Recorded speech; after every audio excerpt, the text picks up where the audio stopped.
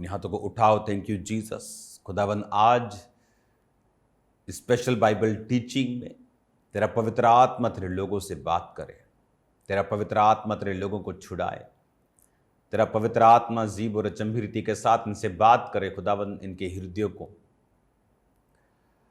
खोलें खुदावन इस वचन के लिए, और ये 100 का 100 गुना फलों को लेके आए। आपने कहा जो मेरे वचन को उत्तम हृदय में संभाल के रखता है वो 30 गुना 60 गुना और 100 गुना फलों को लेके आता है। पिता ये वचन इनकी जिंदगी में 100 गुना फलों को लेके आए। प्रभु यीशु मसीह के सामर्थी नाम में हम मांगते हैं, आमीन आमीन हालेलुया। आज मेरा बिलीव है कि खुदावन के नाम में आप बरकतों को पाएंगे, आप आशीषों को पाएंगे। जब कल रोज की रोटी प्रोग्राम में आपने सुना कि किस तरह से परमेश्वर ने इजराइलियों को जगाया कि उन पर बेगार यानी काम कराने वाले, बेगारी करने वालों को नियुक्त किया और उनको दुख दिया। क्यों? वचन कहता है निर्गमन 1 उसकी 11 आयत में, इसलिए उन्होंने उन पर बेगारी करने वालों को नियुक्त किया कि वे उन पर भार डाल डाल कर उनको दुख दिया करें। हालेलुया। 14 आयत में लिखा, उनके जीवन को गारे, ईंट, खेती के भांति भांति के कठिन कामों से दुखी कर डाला, और जब किसी काम में वो उनसे सेवा करवाते थे तो कठोरता का व्यवहार करते थे। कई बार आपको लगता है कि आपकी लाइफ में जो हो रहा है ये बहुत कठिन है, आपकी लाइफ जो है बड़ी मुश्किल हो चुकी है, सफरिंग्स हो चुकी हैं, हार्ड वर्क हो चुका है, लाइफ इज ए स्ट्रगल, ये वर्ड आपकी लाइफ में हो रहा है। लेकिन वचन कहता है ऐसा नहीं है। उनकी लाइफ में वो हार्ड वर्क इसीलिए था क्योंकि वो परमेश्वर से दूर थे। वो हार्ड वर्क एक कर्स के रूप में उनकी लाइफ में था। क्यों?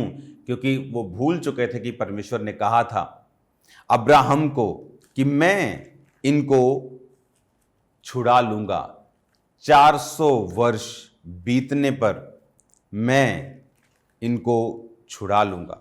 हालेलुया। अब मैं ये चाहता हूं कि हम उस वचन को पढ़ें जब परमेश्वर ने ये कहा था। उत्पत्ति की पुस्तक 15 बाब उसके 12 आयत में लिखा, जब सूर्य अस्त होने लगा तो अब्राम को भारी नींद आई और देखो अत्यंत भय महान अंधकार ने उसे छा लिया। यहोवा ने अब्राम से कहा, ये निश्चय जान रख कि तेरे वंश पराए देश में परदेसी होकर रहेंगे और उस देश के लोगों के दास हो जाएंगे, और वे उनको 400 वर्ष तक दुख देंगे। हालेलुया। परमेश्वर ने कहा कि वे उनको 400 वर्ष तक दुख देंगे। अब जिस देश के वो दास होंगे उनको मैं दंड दूंगा, उसके पश्चात वो बड़ा धन लेकर वहां से निकल जाएंगे। ये वचन ऑलरेडी परमेश्वर ने बोल दिया था। जब वो परमेश्वर के वचनों और ग्रेस के नीचे थे तो बाइबल कहती है कि मिस्री जो थे चरवाहों से घृणा करने के बावजूद भी कि वो चरवाहों से नफरत करते थे। कई बार आप देशों में देखते हो कि कई लोग किसी खास कौम के साथ वो नफरत करते हैं। आजकल तो ये बहुत चल रहा है, एक धर्म दूसरे के साथ खास नफरत करते हैं। बाइबल कहती वो नफरत के बावजूद भी मिस्री लोगों ने इजराइलियों के ऊपर अनुग्रह किया और उन्हें बेस्ट देश दिया। क्यों? क्योंकि वो परमेश्वर के फेवर के नीचे थे और परमेश्वर के वर्ड्स के नीचे थे, यूसुफ की अनॉइंटिंग के नीचे थे, और इसीलिए वो बेस्ट ले रहे थे। और परमेश्वर ने कहा था कि 400 वर्ष के बाद मैं उन्हें निकाल लूंगा, और जब 400 वर्ष बीतने पर आए तो उनको प्रेयर्स करनी चाहिए थी, उनको मांगना चाहिए था कि खुदावंद तेरे वचन में लिखा तू हमको निकाल। लेकिन वो अपने उसी जॉब में, उसी काम में वो इतने कंफर्टेबल हो गए कि भूल गए कि परमेश्वर का प्लान जो है वो कनान देश लेके जाने का है, यहां रहने का नहीं है। हालेलुया। बाइबल कहती है यीशु मसीह को मिस्र से बुलाया, क्योंकि जब परमेश्वर ने यूसुफ को, उसके बाप को दर्शन दिया कि तेरे बेटे को जो लोग मारने पर हैं, इसलिए रात रात उठ अभी भाग जाए उसको मिस्र लेके, ताकि वचन पूरा हो कि मैंने अपने बेटे को मिस्र से बुलाया। उसी तरह से परमेश्वर चाहता था कि ये मिस्र से अब कनान देश की ओर जाएं और पूरी दुनिया में मेरे नाम का प्रचार करें, लेकिन वो इतने कंफर्टेबल थे अपनी लाइफ में, और इसीलिए परमेश्वर को दुखों को भेजना पड़ा। उनकी जिंदगी, बाइबल कहती है, अब गारे ईंटों के कामों के साथ इतनी दुखी हो गई कि वो परमेश्वर की दुहाई देने लगे। और बाइबल कहती है कि जब निर्गमन की पुस्तक 3 और 6 बात में लिखा, फिर उसने कहा, मैं तेरे पिता का परमेश्वर, अब्राहम का, इसहाक का, याकूब का परमेश्वर हूं। तब मूसा जो परमेश्वर को देखने से डरता था, उसने अपना मुंह ढांप लिया। फिर यहोवा ने कहा, मैंने अपनी प्रजा के लोग जो मिस्र में हैं उनके दुख को निश्चय देखा है, उनकी जो चिल्लाहट परिश्रम करने वालों के कारण होती है उसको भी मैंने सुना है, और उनकी पीड़ा पर मैंने चित्त लगाया है। इसलिए मैं उतर आया हूं कि उन्हें मिस्रियों के वश से छुड़ाऊं और उस देश में से निकाल कर एक अच्छे और बड़े देश में, जिसमें दूध और शहद की नदियां बहती हैं, अर्थात कनानी, हित्ती, अमोरी, परिज्जी, हिब्बी, यबूसी लोगों के देश में पहुंचाऊं। हालेलुया। परमेश्वर ने कहा मूसा को, मूसा जब 40 साल मिधान में अपने ससुर की भेड़ बकरियों को चराता था, इमेजिन करो, 40 साल तक वो पैलेस में रहा, राजकुमार रहा, उठते भी थे तो पैरों के नीचे जूतियां भी दास आके रखते थे, उत्तम से उत्तम खाना, उत्तम से उत्तम कपड़े, इज्जत, शोहरत, पैसा। मिस्र की गद्दी कोई छोटी बात नहीं थी, मिस्र आधी दुनिया के ऊपर राज करता था। और बाइबल कहती है कि उसने मिस्र की ऊपर राज करने से मसीह के लिए दुख उठाना ज्यादा उत्तम समझा। और बाइबल कहती है जब 40 साल का होकर वो अपने भाइयों के दुखों पर दृष्टि करने लगा, उसे मालूम था कि वो एक इब्री है, वो मिस्री नहीं है। उसे गोद लिया था फिरौन की बेटी ने, उसे नदी में से निकाला था उसने, और उसे मालूम था कि वो एक इब्री है। हालेलुया। आपके पास अगर आप किसी चाइना के बच्चे को गोद ले लें तो उसे बताने की जरूरत नहीं है कि वो चाइनीज है, वो बीच में ही चमकेगा, वो अलग ही तरह का है। उसकी शरीर की बनावट जो परमेश्वर ने उसे दी है वो भी सुंदर है, और आपको मालूम होगा कि ये अलग, वो इब्री था, उसे सब लोगों को मालूम था। और जाकर वो अपने भाइयों के दुखों की ओर दृष्टि करने लगा, उनके दुखों को देखने लगा कि किस तरह से मिस्री जो थे उन पर दबाव डालकर काम को करवाते थे, वो देखता था। हालेलुया। और जब एक मिस्री इब्री को मार रहा था तो उसने अपने ही मिस्री को, जिस देश का वो राजकुमार था, उस देश के सिटीजन को उसने मारकर मिट्टी में, बालू में, रेत में छुपा दिया। और जब अगले दिन वो फिर बाहर जा रहा था तो बाइबल कहती 2 इब्री आपस में लड़ रहे थे, तो उसने कहा क्यों लड़ रहे हो आपस में, भाई भाई हो? उसने कहा किससे तुझको हम पर न्यायी और हाकिम ठहराया है? क्या जिस तरह तूने कल मिस्री को मार दिया था तो मुझे मारना चाहता है? जब मूसा ने ये सुना, उसके हाथ पैर, सट्टी बिट्टी सब गुम हो गई। उसे मालूम हो गया कि बात, ये कत्ल, ये खुल गया है। फिरौन को मालूम हो गया, उसने मूसा को मार डालने की युक्ति की, और मूसा वहां से भागा और मिधान देश में रहा। शरीर में सेवा नहीं हो सकती, इच्छा से सेवा नहीं हो सकती। मूसा तैयार नहीं था आत्मा में कि इतने लोगों को लीड कर सके, क्योंकि वो पोजीशन, वो पावर खुदाबंद के लोगों को लीड करके कनान में नहीं लेके जा सकती थी। उसे स्पिरिचुअल पावर्स चाहिए थी। तो वो कैसे मिलती? परमेश्वर ने उसे मिधान देश में भेजा। 40 साल, इमेजिन करो, 40 साल परमेश्वर ने उसकी तैयारी करवाई। एक कत्ल करने वाले से ट्रांसफॉर्म होके 40 साल में वचन कहता है कि वो दुनिया का सबसे बड़ा नम्र इंसान बन गया था। मूसा के जैसा नम्र इंसान धरती पर कोई नहीं था। वो 40 साल में उसकी परमेश्वर ने तैयारी करवाई, और जब अभी भी वो भेड़ बकरियों को चराता था, इमेजिन 80 साल का वो था और अभी भी काम कर रहा था। और एक झाड़ी वो देखता है जो जल रही थी। वो जल तो रही थी लेकिन काली नहीं हो रही थी, भस्म नहीं हो रही थी, और ये अचंभा था उसके लिए। और जब वो देखने के लिए उस झाड़ी के पास गया तो आवाज आई, हे मूसा, हे मूसा, अपनी पांव से जूती उतार दे, जिस जगह तू खड़ा है वो पवित्र भूमि है। बाइबल कहती मूसा ने अपना मुंह ढांप लिया, डर गया। परमेश्वर ने कहा, मैं अब्राहम का, इसहाक, याकूब का परमेश्वर हूं। मैं अपने लोगों की चिल्लाहट के कारण, जो परिश्रम कराने वालों के कारण होती है, वो क्यों हुई? क्योंकि उन्हें मालूम था कि 400 साल बीतने पर परमेश्वर छुड़ाएगा, लेकिन कोई प्रेयर्स नहीं थी, कोई फास्टिंग नहीं थी, कोई रोजे नहीं थे, कोई पश्चाताप नहीं था। जैसा चल रहा था वैसा चल रहा था।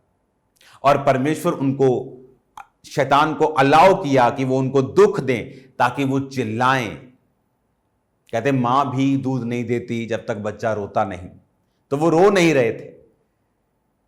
दो तरीकों से आप अपनी जिंदगी में आशीषों को पाते हैं। एक है प्रेयर्स करके, प्रार्थना आप रोज बैठते हैं बिना किसी चिल्लाहट, बिना किसी इमरजेंसी के। मैंने लोगों को देखा है इमरजेंसी में प्रार्थना करते। अच्छा, बीमारी आ गई, 3 रोजे रख के प्रेयर करो, बीमारी खत्म, प्रेयर खत्म। वो इस तरह से परमेश्वर को इस्तेमाल करते हैं। लेकिन अब परमेश्वर ये चाहता कि वो 400 साल बीतने पर वो मांगे और चिल्लाएं मेरे सामने कि परमेश्वर अपने वायदे को पूरा कर। पौलुस कहता कि भविष्यवाणी के अनुसार अच्छी लड़ाई को लड़, लेकिन उन्होंने नहीं समझा। परमेश्वर ने मूसा को कहा, अब मैं तुम्हें भेजता हूं, और चिन्ह दिए कि जो हाथ में उसके लाठी थी वो नीचे फेंक और वो सांप बन जाएगी, फिर उठा लाठी बन जाएगी, अपना हाथ छाती पर रखकर ढांप तो वो वाइट हो जाएगा, सफेद हो जाएगा कोढ़ से, फिर दोबारा रख के ढांपेगा वो ठीक हो जाएगा। नील नदी का जल तो निकाल कर जमीन पर डाल देगा, वो लहू बन जाएगा। तो परमेश्वर ने उसे बोला कि ये चिन्ह तेरे लिए होंगे, क्योंकि वो जा नहीं रहा था, और तेरा भाई हारून तेरे साथ होगा। अब जा और लोगों को बता कि परमेश्वर ने उनकी प्रार्थना को सुना है और परमेश्वर छुड़ाने के लिए उन्हें तैयार है। और अब बाइबल कहती है, आप किस पोजीशन के ऊपर हैं? क्या आप प्रेयर्स कर रहे हैं परमेश्वर की योजनाओं के हिसाब से? जिस मकसद के लिए परमेश्वर ने आपको चुना है, जिस काम के लिए परमेश्वर ने आपको चुना है, आपको इस्तेमाल करने के लिए, आपको एक खास पर्पस परमेश्वर ने दिया है, क्या आप उसे पूरा कर रहे हैं या नहीं? अगर नहीं तो सफरिंग्स हमें सिखाएंगी। इसलिए लोग बोलते हैं life is a struggle full of ups and downs, लेकिन मसीही लोगों पर यह बात लागू नहीं होती है। जब तक वो परमेश्वर के फेवर के नीचे थे, बाइबल कहती है यूसुफ उन्हें अन्न देता रहा। कौन है यूसुफ? यूसुफ जीसस का एक सिंबल था पुराने नियम का। 30 साल का होकर वो प्रधानमंत्री बना, 30 साल के होकर प्रभु यीशु मसीह सेवा करने लगे। वो उन्हें अन्न देता रहा, वो आज हमें जीवन की रोटी देता है। हालेलुया।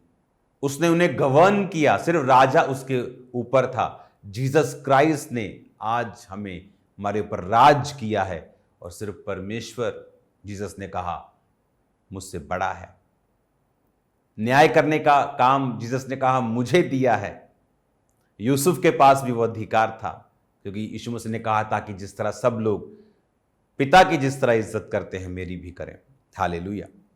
अब जब मालूम है कि मुझे प्रेयर्स करनी है और हम नहीं करते, तो जीवन फिर दुखों से, नाना प्रकार के लिखा ईंट, गारे, खेती के जो कठिन काम थे वो उनको दिए गए। पहले ऐसा नहीं था। पहले बाइबल कहती वो राजा के जो पशु थे उनके ऊपर अधिकारी थे, उनके ऊपर मैनेजर्स थे। हालेलुया। जनरल मैनेजर, कंपनी के सीईओ, ऐसी पोस्ट उनके पास थी। लेकिन परमेश्वर को ना समझने के कारण परमेश्वर के जो स्टैंडर्ड हैं उसको ना मेंटेन करने के कारण अब वो लेबर में आ चुके थे, और लेबर भी वो वाली जो खास गहरे दुखी होने वाले कामों को करती थी। बाइबल कहती पूरी कौम, कितने लोग थे उसमें मालूम? 20 लाख के करीब। 6 लाख तो सिर्फ 20 साल से अधिक उम्र के मेल थे, लड़के थे, बेटे थे, जेंट्स थे। लड़कियां, टीन एजर्स, सब मिलाकर 20 लाख के करीब लोग थे। 20 लाख के करीब लोग अलग अलग तरह के खेती और भारी कामों से थक गए थे। क्यों? क्योंकि परमेश्वर के वचन का जो स्टैंडर्ड है उसे फॉलो नहीं किया। उसने कहा जो भविष्यवाणी तेरे विषय में की गई हैं उनके अनुसार तू अच्छी लड़ाई को लड़ेगा, अच्छी फाइट को करेगा। क्या थी वो फाइट? कि वो प्रेयर्स करें, कि वो योजनाएं बनाएं, प्रार्थनाएं करें, फास्टिंग करें, पहले से करके रखें। लेकिन बाइबल कहती 400 वर्ष परमेश्वर ने कहा और 430 वर्ष हो गए, वो हिले नहीं। परमेश्वर ने दुखों को भेजना स्टार्ट किया। कई लोग चर्च में वैसे नहीं आते, लेकिन जब दुख आने शुरू होते हैं वो जुड़ते हैं। अगर हम अपने आप ही, पंजाबी कहते हैं ना, अपने आप ही जो बंदे दा पुत्त बन जाएं, जब अपने आप ही समझ जाएं हम कि मुझे प्रेयर्स करनी है, संडे मिस नहीं करना, थर्सडे मिस नहीं करना, मुझे वचन मिस नहीं करना, मुझे प्रेयर्स मिस नहीं करनी, तो हम अपने आप ही फेवर के नीचे रहेंगे। और जब हम परमेश्वर को भूल जाते हैं और अपनी लाइफ में जो हम परमेश्वर नहीं चाहता, हम कंफर्टेबल हो जाते हैं, तो परमेश्वर फिर इन चीजों का इस्तेमाल करता है। हालेलुया। अब परमेश्वर ने उनको कहा कि अब जो परिश्रम कराने वालों के कारण जो चिल्लाहट सुनाई पड़ रही है, अब मैं तुझे भेजता हूं। तो ये मेक श्योर करो आपकी लाइफ में प्रेयर लाइफ कंप्लीट हो। आप परमेश्वर के सामने पहले से ही दुहाई दे रहे हों, प्रेयर्स कर रहे हों। क्योंकि लोगों को लगता है जब प्रेयर्स करने का मतलब यह है कि आपको अपने लिए प्रेयर करनी है। नो नो नो, प्रेयर्स का मतलब है आपको उन सब विषयों में प्रार्थना करनी है जो परमेश्वर का मकसद है। खामरा चर्च सेवकाई किसका विजन है? परमेश्वर का। मैं तो उसको जानता भी नहीं था। इमेजिन करो कि 19.5 साल तक मैंने कभी सुना भी नहीं था कि ऐसे घरों में चर्चें लगती हैं, या चर्च होती है, या मीटिंग होती है, हीलिंग होती है। सुना भी नहीं था यीशु मसीह के नाम को। अपने कॉलेज जाते वक्त रास्ते में एक चर्च आती थी, तो उस चर्च में मैं ऐसे ऐसे कर लेता था। मैं लगता था कि ये कोई ईसाइयों का परमेश्वर है तो ऐसे ऐसे करते हैं। उसके बाद मेरे अपने आते थे तो पूरा मैं उनको करके जाता था। तो मुझे इतना ही मालूम था कि ये चर्च है, बस। उसके बारे में और कुछ नहीं मालूम था। अगर वो मुझे चुन सकता है और उसके बाद प्रेयर्स, फास्टिंग, उसकी योजना जो आपकी लाइफ में है, क्या योजना? आपके पास्टर के लिए प्रेयर करना, जो खुदावंद सेवकाई में कर रहा है उसके लिए प्रेयर करना, अपने बच्चों के लिए प्रेयर करना, अपनी फैमिली के लिए प्रेयर करना, अपने दर्शनों के लिए प्रार्थना करना, अपने फाइनेंस के लिए प्रेयर करना। शैतान का अटैक हो फिर प्रेयर में जाने से यह अच्छा है कि आप पहले से एडवांस में खुदावंद का थैंक्स करें और प्रेयर्स करें। हालेलुया। और यही गलती इजरायलियों ने की कि वो प्रेयर्स करना भूल गए। परमेश्वर नहीं चाहता कि आप प्रेयरलेस हों, आप प्रार्थना से रहित हों। और जितने लोग प्रार्थना से रहित होंगे उतने वो हार्ड वर्क में चले जाएंगे और दुखों में चले जाएंगे। उनके परिवार के ऊपर शैतान अटैक करेगा, उनकी सेहत पे करेगा, उनके फाइनेंस पे करेगा, उनके मेंटल हेल्थ पे करेगा, और उन्हें मालूम नहीं कि हो क्या रहा है। परमेश्वर ये चाहता हम उसकी ओर मुड़ें और देखें और फिरें, और हम प्रेयर्स करें, हम प्रार्थना में जाएं, प्रेयर्स में जाएं, और खुदावंद हमें बरकत दे और वो अपनी योजना को पूरा कर सके। आपकी लाइफ में एक खास मकसद है, एक बेटर, एक बेस्ट प्लान है परमेश्वर का, जो आज की लाइफ से कहीं अधिक अच्छा है। हालेलुया। अगर उन दिनों में मुझे दुख ना होते, आज मैं परमेश्वर को इतना अच्छी तरह से ना समझ पाता, तो वो दुख परमेश्वर की मर्जी से थे और जब मैंने परमेश्वर को समझा तो फिर उसके बाद मैंने वो हार्ड वर्क नहीं किया। हार्ड वर्क डिफरेंट चीज है, मेहनत करना एक अलग चीज है, काम करना एक अलग चीज है, लेकिन एक हार्ड वर्क करना यह परमेश्वर की ओर से नहीं है। हालेलुया। मसीह में हम हार्ड वर्क करते हैं, लेकिन वो अलग तरीके का हार्ड वर्क है। उसमें स्ट्रेस नहीं है, उसमें ऑपरेशन डिप्रेशन नहीं है, उसमें चिंताएं नहीं है। शरीर थक जाए तो सो लेते हैं, लेकिन वो डिप्रेशन ऑपरेशन वो स्ट्रेस नहीं है जो लोगों की लाइफ में है। खुदावन आपको बरकत देना चाहता है, वो आपकी लाइफ में आशीषों के भंडारों को खोलना चाहता है। मैं आपको प्रोफेटिकली बता रहा हूं, वो आपकी लाइफ में वो आपको देना चाहता है जो आपने मेहनत से नहीं पाया, लेकिन आप सेवा से, आप खुदावंद के पीछे चलने से, प्रेयर से पा लेंगे। अपनी लाइफ में एक टाइम बनाओ, अपने परिवार में एक टाइम नियुक्त करो जहां आप डेडिकेट होकर प्रेयर्स करेंगे, कि आप नहीं मौका देंगे कि वो दुखों को भेजे कि आप प्रेयर स्टार्ट करें। हालेलुया। इसको हम कंटिन्यू जारी रखेंगे। कल ये वचन आपके लिए सेम नहीं होगा। मैं लगातार प्रार्थनाओं में हूं थर्सडे और संडे के लिए, क्योंकि थर्सडे और संडे डिलीवरेंस वीक्स शुरू हो जाएंगे, छुटकारों के हफ्ते शुरू हो जाएंगे। हर संडे एक टॉपिक के ऊपर प्रीच होगा और उसी टॉपिक की डिलीवरेंस होगी। तैयार रहना है आपको लगातार संडे और थर्सडे अटेंड करने के लिए। जो लोग थर्सडे अटेंड करते हैं, मैं आपको बता रहा हूं, परमेश्वर हेवन के विजन्स जो परमेश्वर ने मुझे दिए उसके बारे में आपसे बात करूंगा। पवित्र आत्मा की भरपूरी होगी, सामर्थ होगा, मसा होगा, और आप सेम नहीं होंगे यीशु मसीह के नाम में। और ये कब स्टार्ट होगा मैं आपको बताऊंगा, किस थर्सडे और किस संडे से शुरू होगा मैं आपको बताऊंगा। ये थर्सडे मैं चर्च में हूँगा, संडे चर्च में हूँगा, और मैं आपको बता रहा हूँ खुदावंद बड़े काम आपकी लाइफ में करने जा रहा है। God bless you all. अब रोज की रोटी के लिए रोज तैयार रहो। खुदावंद आपको एक गहरी बरकत देने जा रहा है, मेरा बिलीव है ये। अपनी आंखों को बंद करो। आज शाम की प्रार्थना पहाड़ में खुदावंद जो लोग जुड़े, तेरे नाम में छुटकारों को और बरकतों को पाएं। जितने लोग देख रहे हैं देखेंगे खुदावंद तेरे नाम में बरकत को पाएं। अंधकार की शक्तियां इनकी जिंदगी में काम न कर सके, तेरी हीलिंग इनकी लाइफ में एंटर करे। मैं इन्हें तेरे जीवित नाम में आशीषित करता हूं, ब्लेस करता हूं खुदावंद। तेरे जीवित नाम में इन्हें आशीषित घोषित करता हूं खुदावंद। तेरी बरकत इनके परिवारों पर, इनकी लाइफ पे हो, इन्हें चंगा कर, आजाद कर खुदावंद। आज शाम की प्रार्थना पहाड़ में लोग डिलीवरेंस को, बरकत को देखें प्रभु यीशु मसीह के पवित्र नाम में। आमीन, आमीन। God bless you all. जो 1 साल का बाइबल का रीडिंग कोर्स भी आप कर रहे हैं, उसे करना नहीं भूलना है, उसे पढ़ते रहना है। मैं तो ब्लेस्ड हूं आपको वर्ड देके। बाइबल इस तरह से मेरे सामने है जैसे मेरे सामने ही सारा कुछ हुआ हो, और खास तब से जब से मैं आपको लाइन दर लाइन आपको टीच कर रहा हूं, तो मैं भी बरकत पा रहा हूं आपके साथ, आपको प्रीच करके, आपको परमेश्वर के वचन को बता के।